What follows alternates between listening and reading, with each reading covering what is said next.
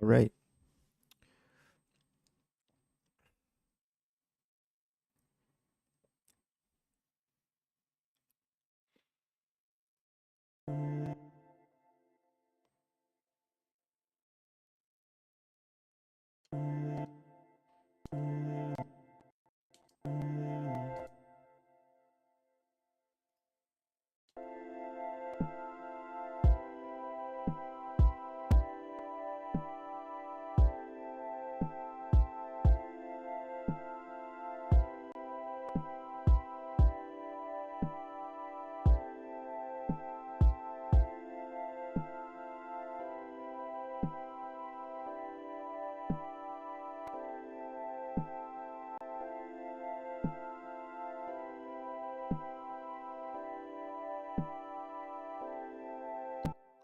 So, welcome back to day three, rhythm as brand identity.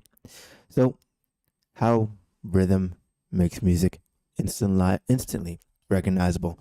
So, we're going to talk about that in this stream.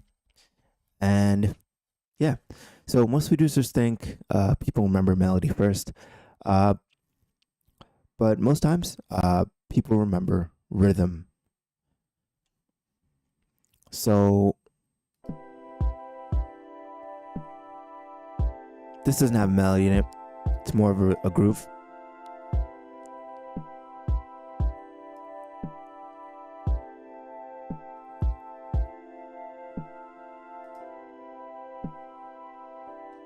There's the rhythmic part. We can play the metronome so you can hear it.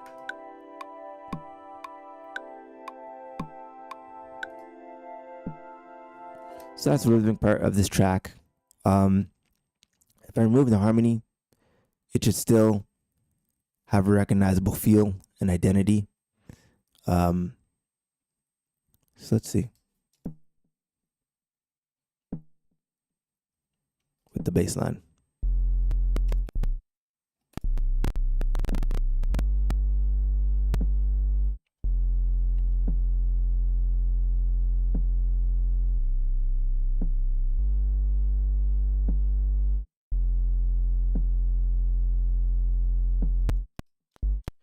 So that right there, that's identity. Um, so brands music isn't just sound, it's pattern as well. So you can see there's repeating patterns in this little example we have here. And to explain it simply, rhythm equals memory and repetition equals recognition. So you want rhythm so people can remember, and you want repetition so that people can recognize it immediately. So rhythm is the fingerprint of the track when you're creating it. Again, rhythm is the fingerprint that you're using. That's your fingerprint of your track. So today, we're building a groove in Reactor. Let's make it feel recognizable even before sound design. Just gonna open up a short patch.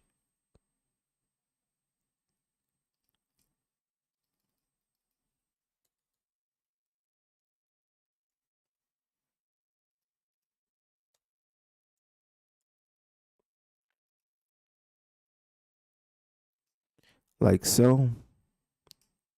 Just gonna go to a blank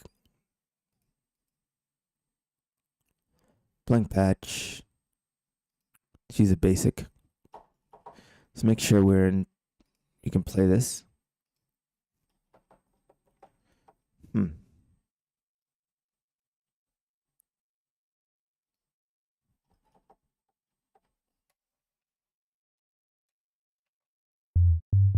There we go. Let me just grab my tuner. The reason why I grab it so I know what that my keyboard notes are lining up with what I'm hearing. So, trying to line my keyboard with what I'm hearing.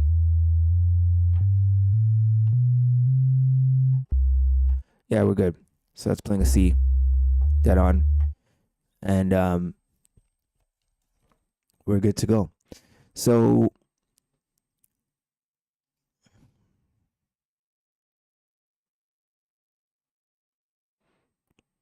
hmm.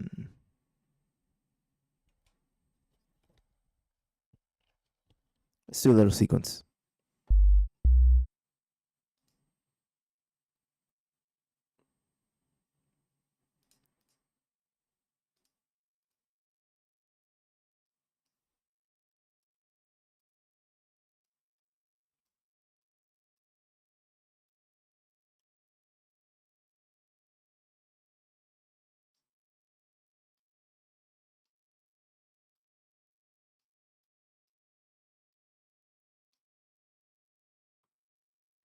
Okay, I need one more thing.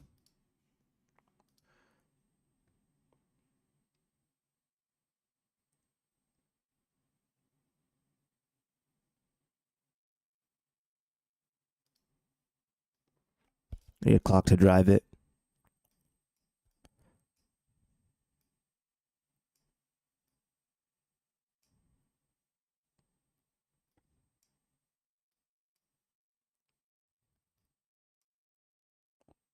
Let's see. To play.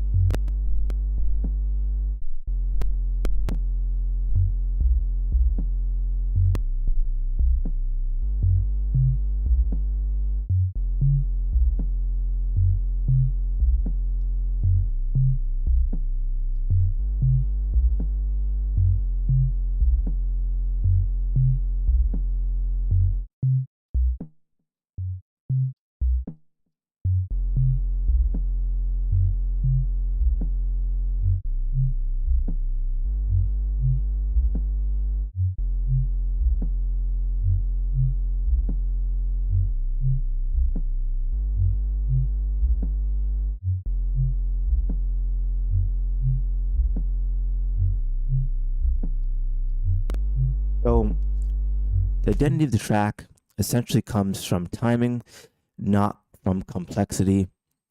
So we're adjusting some spacing, maybe some accents, maybe some silence, using our step sequencer to do that.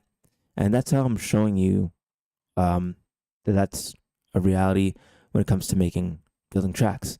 So small changes matter in velocity, reoccurring hits, and yeah. So rhythm becomes recognizable when you have a pattern.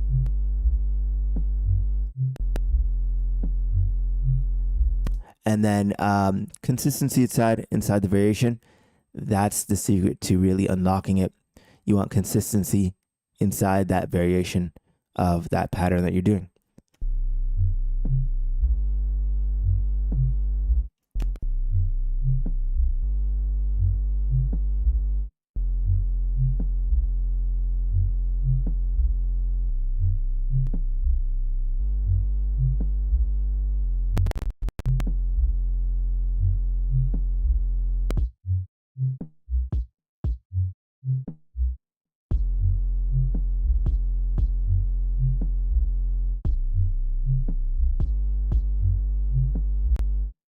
So now it feels intentional with the drums back in there.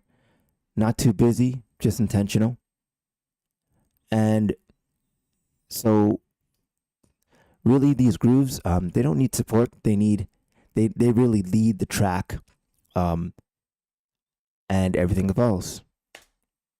So let's hit it again.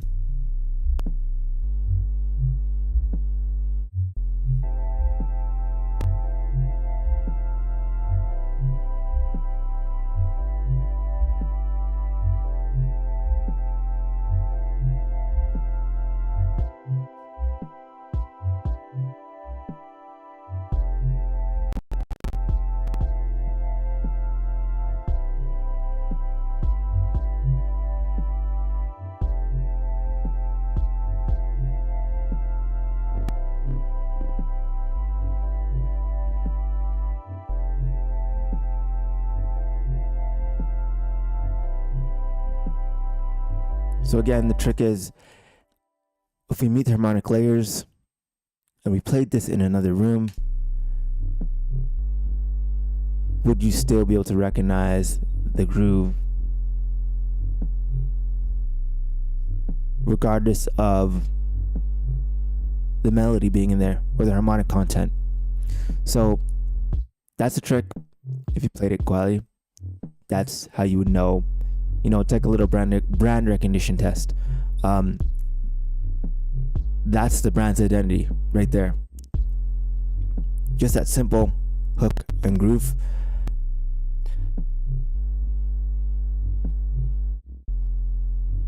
So let's stop right here. Yeah, so most producers chase new loops every 8 bars. But brand thinking commits to rhythm, and we do the rhythm long enough for people to remember it. So you play this rhythm long enough that people will remember the actual rhythm you're using, rather than changing the rhythm every 8 bars, because then it's not followable. It's more like, oh, it changed. What happened? Like, your brain has to reconnect and rethink about it. So memorability comes from that commitment to staying with your rhythm.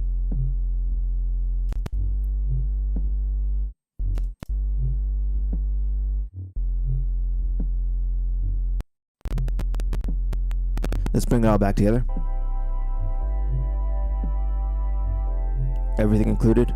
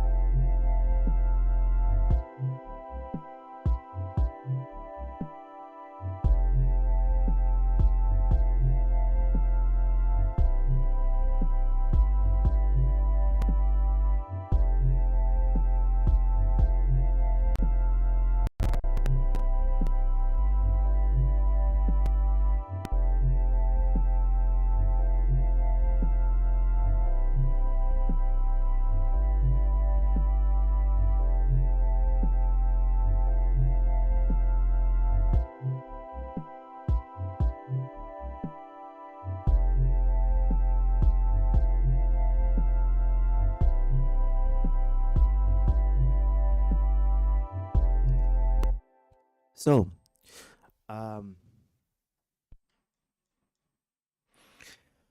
if you want to understand sound design, not just copy presets, I made a 4-part mini course. Links in the bio. And back to what we're talking about. So